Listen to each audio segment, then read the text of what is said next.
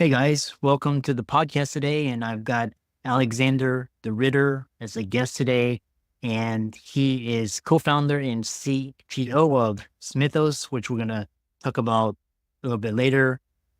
He's actually from my hometown, Houston, and he's been in the field of machine learning for 16 years. He's a serial entrepreneur in the AI field. And I'm really happy to have him on the show. So, Alex, welcome. Happy to be here, Christopher. Yeah. I really love this. I love talking to entrepreneurs and just especially in the field of AI. So briefly introduce yourself and we'll dive right into the questions. After you did such a great job already. Yeah, so I'm Alexander de Ritter. I was born in Belgium. I live and breathe computer science, and I'm fascinated by how and why humans make the decisions we do. And believe it or not, there is an entirely new field of psychology that is associated with artificial intelligence. Because as we're training these AI systems on human behavior and data, they start exhibiting the same kind of biases that humans do. And so that creates great opportunities for marketeers and businesses to try and understand that better. With SmythOS, we're building the world's first and honestly most amazing drag and drop no code agent builder. What is an agent? An agent is, and think of it an AI that you can tell it to do stuff. What's the difference with SmythOS agents and other agents? You can make it do stuff according to your way of doing stuff, not like a teenager that you'd say, clean your bedroom, and then you find all the clothes under the bed, but the way that you wanted it, actually fold it and put away in the drawers. Interesting. So what it's interesting is we've got AI and it's like you've got first you had open AI and then you've got basically the big tech companies getting into AI as Meta as well. So it sounds like we're starting out with a centralized AI, but you're democratizing AI. So how does the work with SmythOS contribute to the democratization of AI for businesses, and what challenges are you facing or expect to face? Everyone is trying to sell you AI, is trying to get you in their nice walled garden and for you to own your ecosystem and own your data. SmythOS is not creating a new data silo for you. Instead, we are embracing the open nature of the internet as a collective consciousness, not a large model to control them all. Tolkien's one ring to rule them all. That's how the big companies are seeing things. We're seeing the web as a living, breathing collective consciousness with new websites and new capabilities spinning up every day, existing ones improving, and defunct ones disappearing, just like organisms in nature do. And if you can harness that power, if you can orchestrate that power, I don't care if you're Jira, Asana, or Salesforce, or HubSpot, whatever your data is, maybe all of them at the same time, everywhere, all together, all at once. Why not? Orchestrate. Don't be limited by just one AI model. Each AI model is like a friend, different strengths, different talents, different style. And with SmythOS, you can drag and drop and orchestrate them, make them work together in teams the way AI was meant to be used. Really interesting. It's what was the inspiration behind co-founding SmythOS and your vision for creating an AI operating system that automates complex workflows? I've been in machine learning since 2008 and been through many iterations and like inflection points along the way. When ChatGPT came out, I already had an AI startup, inkforall.com, that helped you reverse engineer the quality of your content against a estimate of how Google's ranking algorithm would view it, and then show you how to make your article better. We got punched in the face or kicked in the teeth, whatever you want to call it, when we saw that ChatGPT was maybe not so advanced, but it was far easier for people to use. And so this is when we realized a few things. One, customers want the easiest possible thing to solve their problem. And number two, don't build anything that is really going to compete with the big companies, because they're going to leverage by bundling and like driving people in their ecosystem along predictable pathways. So if you are seeing a car come at you at 100 miles an hour, you get out of the way. You don't decide to build your own car and then try to escape that car hitting you. And so those are like two important lessons. After a few months, they released GPT 4.0, which added function calling. And this is when we started exploring the opportunity of building the world's first agents. I think our team built the world's first agents. Internally, we tested it, we saw the opportunity. And before there was even a plugin store, we already had our first internal agents working before any open source projects existed for building agents. And then the plugin store was announced, and we were in the first 40 plugins globally to release. And so we garnered a lot of experience from that. We started understanding how this would change the market, how it would change brands. But we also learned all of the pitfalls and difficulties associated with building agents. And we went back to our big lessons learned. This is too hard. This is too hard for people. How do we make it easier? Because that coding of agents has a whole new dimension for developers. See, AI is non-deterministic, and debugging that is really hard. So we set out to create a platform that would be incredibly easy to build it as compared to code. If you never built an agent before, you're not a developer, you might have to, take 2 or 3 weeks of effort. But even if you only have a writer background, you will be able to make AI agents with SmythOS. We're not there yet. We haven't made it easy enough for passing the grandma test, but we're getting closer and closer to that. And then the other part is like, how do you steer away from the big companies like the car that's incoming? And while they focus a lot more around the monolithic model of just bring your APIs and our big model will decide how to use it, we decided to focus on a different vision, one that is collaborative and distributed. And so we think that Google and Meta and XAI and OpenAI and Anthropic and Cohere Labs and A21Z, they all have great models. They all have great things to contribute to the field.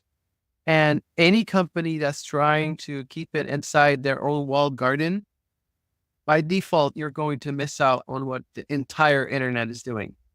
So we feel like that is how we avoid getting hit by the big car, because it's how we get out of the lane, by making sure that your agents adhere to your workflow by using any API tool, data, AI model you can think of, and then making it as easy as possible with drag and drop.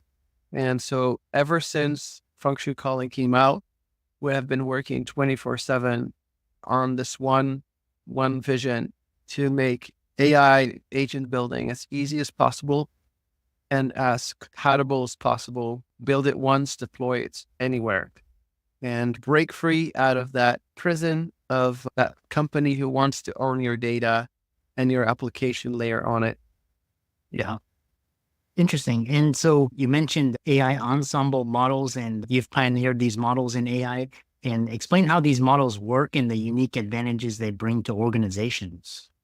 This is concept of composable AI. When I was a kid, I got Lego and I just got this rectangular red brick, and that's all I had. I didn't have Lego Technic or all the other fancy Lego, but I was able to compose them together in a way that made sense to me. My bricks became a robot one day, a castle another day, and a car another day. And then I'll never forget the day I got this. I got these Lego bricks with a slanted side, and all of a sudden I could build roofs. And my houses didn't just look like some medieval European town now. It looked like maybe a house I lived in. And as you start realizing, every time you add a little type of block to your Lego collection, the things you can create and the infinite ways you can combine that, that's what you mean by ensemble, right? It becomes infinitely exciting, and the opportunities it creates. The idea of composable AI is one that's very powerful, because we're living in a world where you have SaaS solutions that are oftentimes turnkey, point and click, and they're wonderful. They work out of the box to do a great job, right? Until you need that one integration they don't have, or until the prompt they're using or the way they're going about is slightly different than how it should work for your business. And then what? Now your entire business is dependent on this logic and this provider, but you don't really have the agency or control to make it happen your way. With SmythOS, however, you can go in a component, update your prompt slightly, or drag a new component in there, change your connection, and there you go. It's tailored to how you want things done. And so that is the benefit of composable AI. You really just have the alternative. You can either code it with all of the complexities involved with it, or you can use SmythOS and easily save 90% of effort, or you can use an out-of-the-box solution and accept the limitations that come with those products without really controlling the flow of how it is done and how it works for your business. Yeah. What do you envision as the next major breakthroughs in AI automation, and how will businesses benefit from adopting AI-powered no-code solutions? Yeah, I just think that everything is getting to like the point where we describe the experience as magical. The end state is a lot like what we saw in Iron Man when he's just talking to his computer Jarvis and he's designing his suit. And he's saying, well, I don't like this. And he throws it away. He's designed me a new piece for this. And it does all the calculations and so forth for you. You got one model that's good at math, another that's good, maybe optimized for, I don't know, design or whatnot. Another one that handles maybe the voice interactions and orchestrates in the background an army of tiny workers, AI agents to collaborate and get the job done.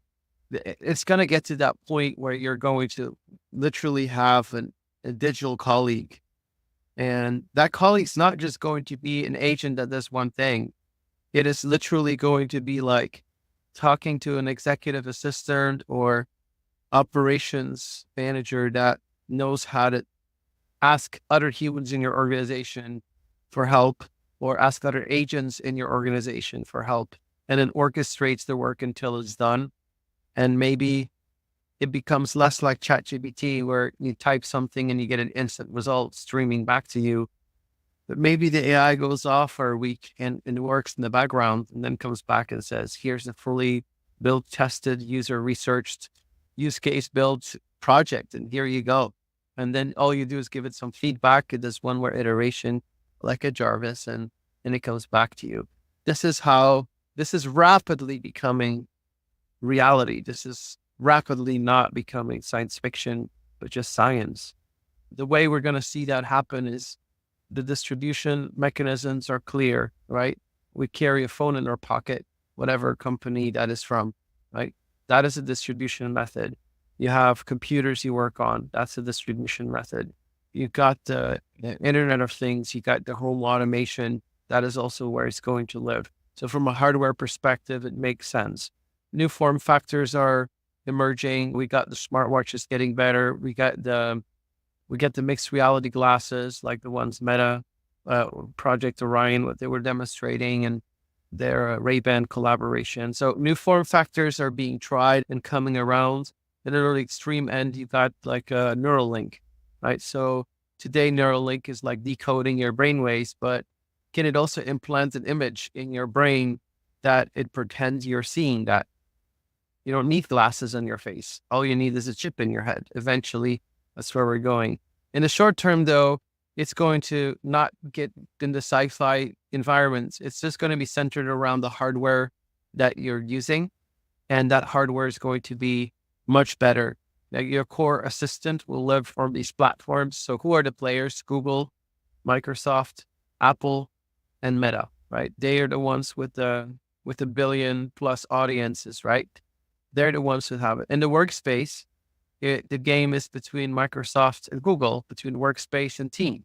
So this is where we're going to see the workspace assistants. But then beyond that, you're going to see it where large data silos exist.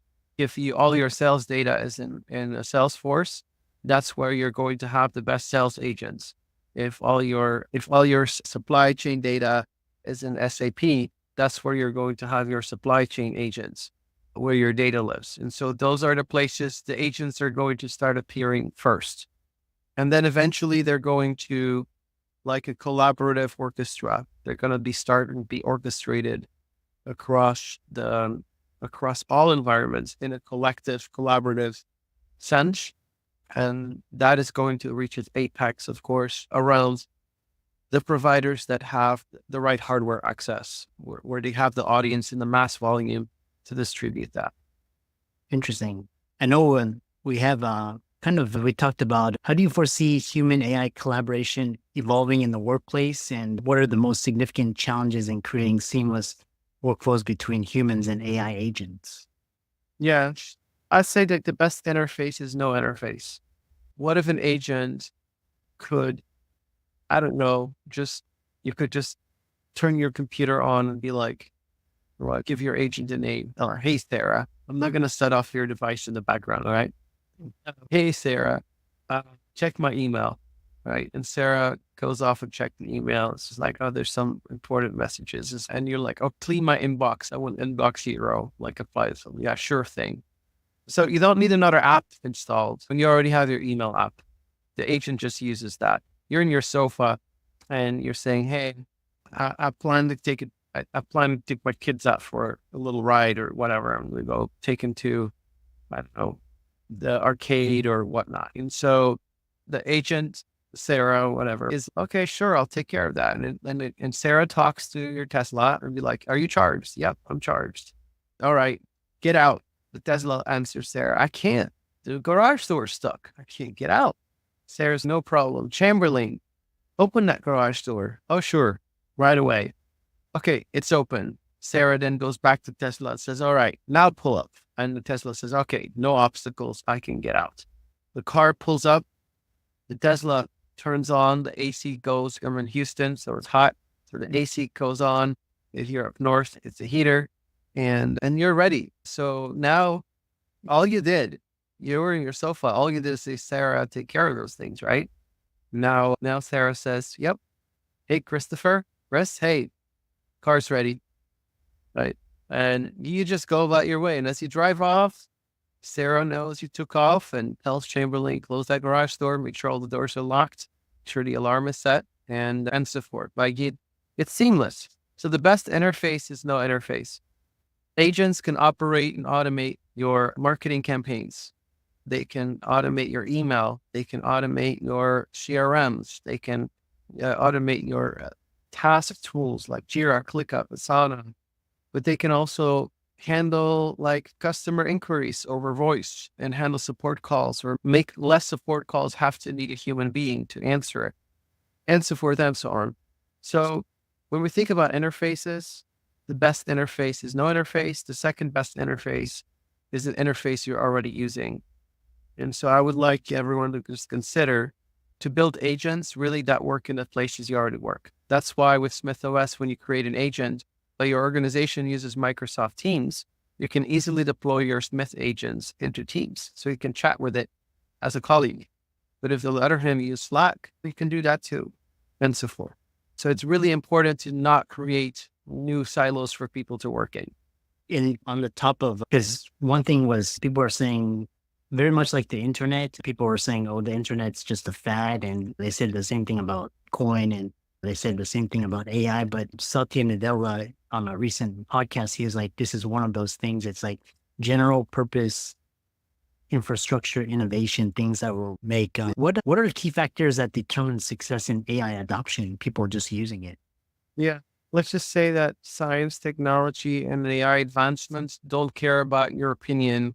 It's going to happen whether you like it or not. You can have an opinion about it. Well, feel free. You'll be like, oh yeah, this is 10 years old, or AI can't do this or that. Sure, fine. You're entitled to your opinion. But yeah, science don't care about your feelings or thoughts. It's just going to move forward. I say that people like myself who know what I know, we know what we know, and we are changing the way we do business. And I believe that you either get on the train or you don't. And if you're going to get on the train late, you're going to have some explaining to do to your board in a few years. And you can take that or leave that. That's up to you. That's your right. Your business better than anyone. But yeah, I just say that innovation is happening. I had a meeting this morning with my team, and I don't want to give away like trade secrets, but let's say that an activity that takes about 80% of our developers' time, hours, effort has just become something that we think we can just maybe reduce to about 10% of our total development team's effort. Yeah. And that is going to basically free up a crazy amount of development genius to work on differentiating features that actually matter for our users and probably even improve the part that is where the time is saved, make it even better. Not just probably, for sure it will. So I think we are living in an exciting time, but I don't know if you remember growing up, maybe if I don't know what your audience median age is, but there was a time when my teacher in high school was maybe a math teacher or science teacher that they just drafted, gave her a course over the summer. What is a computer? And the school decided I'm going to give a computer class. And I think I knew far more about computers than she did. And you're basically, I think of my dad in the year 2000, he couldn't know how to find anything if his life depended on it on Google search. Like he didn't know how to write the right keyword. Yeah. Can you do that now? Yeah. I'm sure that teacher now knows a ton about computers. I know my dad now knows how to find stuff on Google. That's not the point if you're running a business, right? The point of your business is making sure that competitors don't dethrone you before that happens or you have a chance. So yeah, if you want to be like the computer teacher or my dad, right?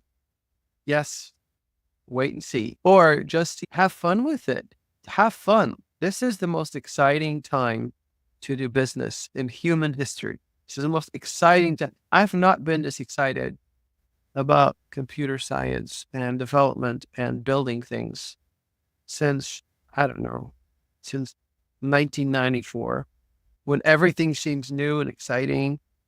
Remember what your childhood was like when whatever your passion is, maybe it's guitar or something. You remember what it was like when you played your first song or when you got a bike and the first time you rode without training wheels. You remember what that felt like?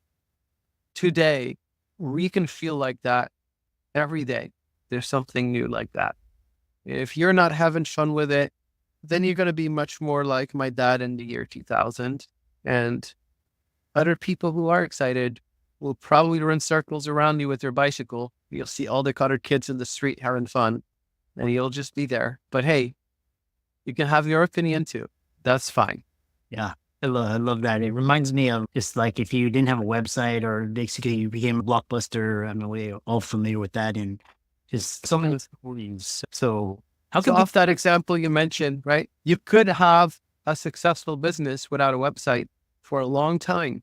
People were building websites and the people who didn't have any said, why do I need one? My business is just fine. And eventually it's not. But you also didn't become Facebook. You also didn't become Amazon. You also didn't become, I don't know, think of another example, right? Yeah. And eventually your business did have to adopt the website and maybe you're still around. And I really wish that to everyone to have if you do a quality service, likely customers are still going to value you. But at the same time, let us just like really understand this is an incredibly exciting time and you're missing out on a lot of fun, let alone business opportunity. If you're missing out somehow, have fun with it. Yeah. How can people find you and reach out to you and learn more about SmythOS? Maybe they subscribe to your podcast. Then they'll meet people like me. My name should be like somewhere here. There you go. I just gave you more editing work in the notes of the show or whatnot. But you can find me on LinkedIn. You can find me on Twitter. You can find me on YouTube. And you can also go check out SmythOS in general. Just follow along with what we're doing. And be happy to have a conversation with you, the listener, as well. If you have an interesting use case for agents, I want to hear about it. Awesome. And thanks so much for coming on.